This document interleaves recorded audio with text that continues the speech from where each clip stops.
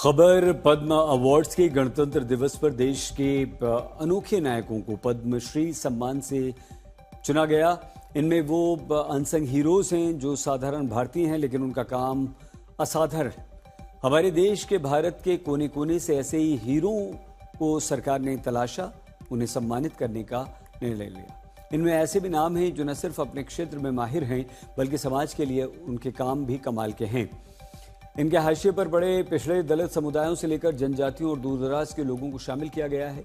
इनमें वो नाम भी हैं जो हीमोफीलिया जैसी स्वास्थ्य चुनौतियों पर काम कर रहे थे और वो नाम भी जिन्होंने पहला ह्यूमन मिल्क बैंक स्थापित किया।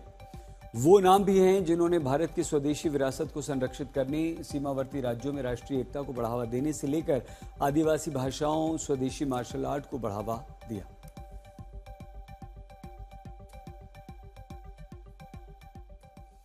जिन लोगों को पद्म पुरस्कार मिलने वाला है उनके बारे में भी हम आपको बता दें। भगवान दास रायकवार, जी हां, भगवान दास रायकवार को कला क्षेत्र में योगदान के लिए चुना गया है। ये बुंदेली वॉर आर्ट के ट्रेनर हैं।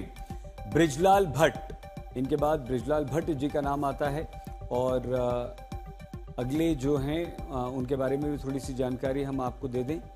भगवान दास रायकवार को फिलहाल हम आपको दिखा रहे हैं जो कि बुंदेलखंड से आते हैं। बुंदेली वॉर आर्ट, बुंदेल के बच्चों को ये युद्ध कौशल सिखाते हैं। दूसरे हैं ब्रिजलाल भट्ट, जम्मू कश्मीर से आते हैं, समाज सेवी हैं। योग शिक्षा में योगदान के लिए इन्हें सम्मानित किया जाएगा और ब्रिजलाल भट्ट जी को ये सम्मान उनके कार्यों के लिए दिया जाएगा। और इसी तरह से हम कुछ नाम और आपको यहां पर बता दें। बुद्री थाती अगला नाम, छत्तीसगढ़ के नक्सल प्रभावित इलाकों में शिक्षा के प्रचार प्रसार के लिए खूब काम किया है। इन्हें सम्मानित किया जाएगा और इन्होंने आदिवासी बच्चों की शिक्षा के लिए काम किया। उन इलाकों में जहां पर स्कूल नहीं थे, जहां पर टीचर्स नहीं थे, वहां ये पहुंची और न सिर्फ बच्चों को उन्होंने पढ़ाया बल्कि बच्चों के अलावा वहां दूसरे लोगों की भी इन्होंने सेवा की। शिक्षा के क्षेत्र में उन्हें सम्मानित किया जाएगा। चरण हेम्ब्रम, ओडिशा के रहने वाले चरण हेम्ब्रम को पद्मश्री शिक्षा और साहित्य के क्षेत्र में दिया गया है। आप संथाल आदिवासी लेखक हैं और साहित्य के क्षेत्र में योगदान के लिए आपको सम्मानित किया गया है। आइए हिमांशु मिश्रा हमारे संवाददाता के पास आपको लिए चलते हैं। हिमांशु, पद्म पुरस्कारों का ऐलान हो चुका है। पद्म विभूषण 7, पद्म भूषण 19 और उसके अलावा 113 पद्मश्री। क्या कहेंगे आप, क्या इनका योगदान रहा इन लोगों का?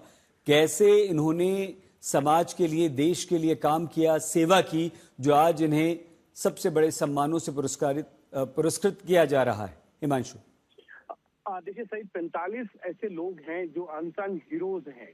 ये वो लोग हैं जिनको जमीन पे काम करते हैं समाज के लिए, लेकिन उनको वो प्रसिद्धि या ये कहें कि उस तरीके की लोग जो एक हाईलाइट्स है वो नहीं मिल पाती है। उन लोगों को जो है मोदी सरकार ने पद्मश्री से नवाजने की यानी कि उनको सम्मानित करने का फैसला लिया है। और इन लोगों ने अलग अलग क्षेत्रों में काम किया है, चाहे आप दवाई के क्षेत्र में देखें, पर्यावरण के क्षेत्र में हो, स्पोर्ट्स के क्षेत्र में हो, या कला के क्षेत्र में हो, या शिक्षा के क्षेत्र में हो।